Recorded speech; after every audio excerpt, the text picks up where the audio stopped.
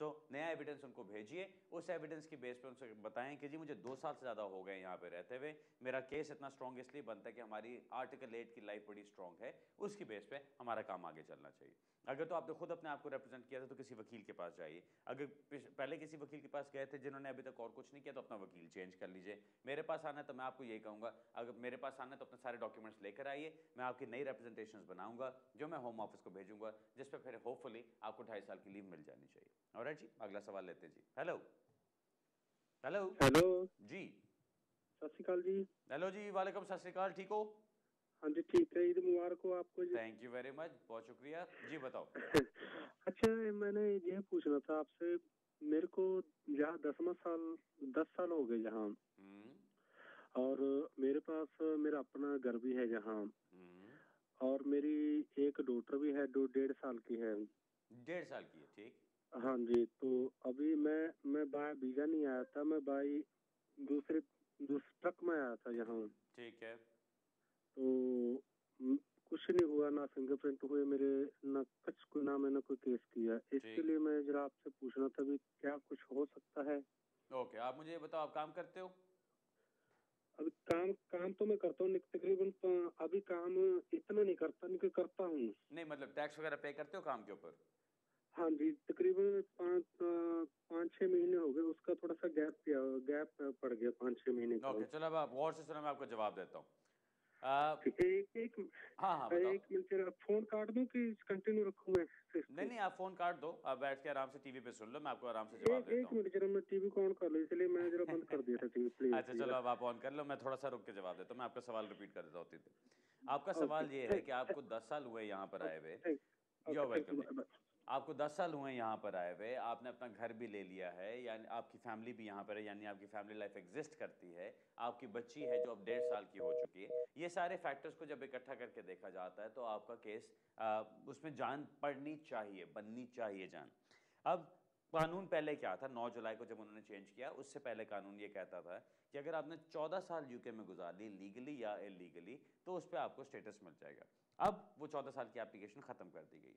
अब ये कहा जाता है कि जी अगर लीगली या इलीगली आपने टाइम गुजारा तो पहले 20 साल कंप्लीट करो, फिर 2.5 साल की आपको लीव दी जाएगी, और फिर 10 साल और गुजारने के बजाय 30 ईयर्स गुजारने के बाद फिर जाके आपको इंडेफिनिट लीव मिलेगी। आपके केस में मैं आपको, अगर मैं आपका वकील हूं तो मैं क्या मशवरा दूंगा?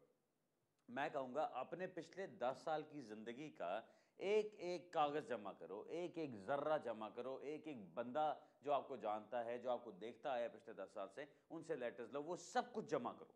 वो जमा करके फिर एप्लीकेशन करो कि जी ये मेरी आर्टिकल 8 का केस बनता है, यानी मेरी फैमिली लाइफ या मेरी प्राइवेट लाइफ जो बनती है उसके ऊपर ही केस बनता है।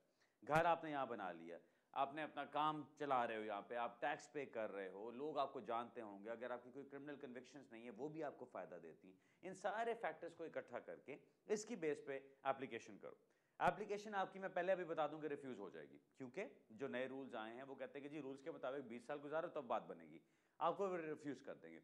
रिफ्यूज रिफ्यूज करते हैं, डजेंट मैटर, उसको चैलेंज करो आगे, उसको हाई कोर्ट में लेके जाओ, अपील का राइट मिलता है तो जज के सामने लेके जाओ। बिकॉज जब हम जजेस को जाके इस चीज़ पे, खैर वो चैलेंज करने वाली बात तो नहीं है, लेकिन एक ललकारने वाली बात है कि जज साहब आपके पास पावर है, आप देखो इस चीज़ को कि कानून को किस तरह होना चाहिए। कई जजेस होते हैं बड़े बहादुर जजेस होते हैं, कई जजेस होते हैं बिल्कुल खामोशी से लाइन में लग के वो चलना चाहते हैं। अगर आपको जज वो लाइन में लग के चलने वाला मिल गया तो उसने तो आराम से कहना नहीं जी रूल्स ये कहते हैं, आप उसके खिलाफ नहीं जा सकते। अगर आपको बहादुर जज मिलता है तो वो कहेगा कि हाँ ये चीज़ गलत है। एक आर्टिकल 8 का केस सिर्फ तब डिसाइड किया जा सकता है अगर तमाम फैक्टर्स को देखा जाए। अब जज के पास जो पावर थी उसको देखने की तमाम फैक्टर्स को, वो पावर तो ले ली गई उससे। अब उसको कहा जा रहा है कि जी ये इमिग्रेशन रूल्स ये हैं, सिर्फ और सिर्फ आप इस तरह से केस को देख सकते हो, अदरवाइज नहीं देख सकते। अगर ये चीज जज को कह दी जाती है और जज कहता है कि हाँ मैं एक्सेप्ट करता हूं, तो जज की जरूरत ही नहीं रहती। फिर तो ये है कि आप इमिग्रेशन वालों को बिठा दें हर जगह पे, कोर्ट्स के अंदर भी जाके कि जी ये रूल्स हैं, 2+2=4, अगर बात बनती है तो उसको दे दो, अगर नहीं बात बनती तो रिफ्यूज कर दो। तो उन सब का क्या बनेगा जो एग्जैक्टली रूल्स में नहीं आते? उन सब का क्या बनेगा जो पूरा पूरा नहीं उतरता हर चीज पर, लेकिन उनके स्पेशल सर्कमस्टांसेस एग्जिस्ट करते हैं? सो आपका केस उस तरह के केस में आता है। मैं आपको ये कहूंगा कि अपनी एप्लीकेशन करो, होम ऑफिस से रिफ्यूज होती है, डजेंट मैटर, चैलेंज करो उसको आगे, हाई कोर्ट में लेके जाओ उसको, जहां तक लेके जाना पड़ता है लेके जाओ, केस अपना फाइट करो।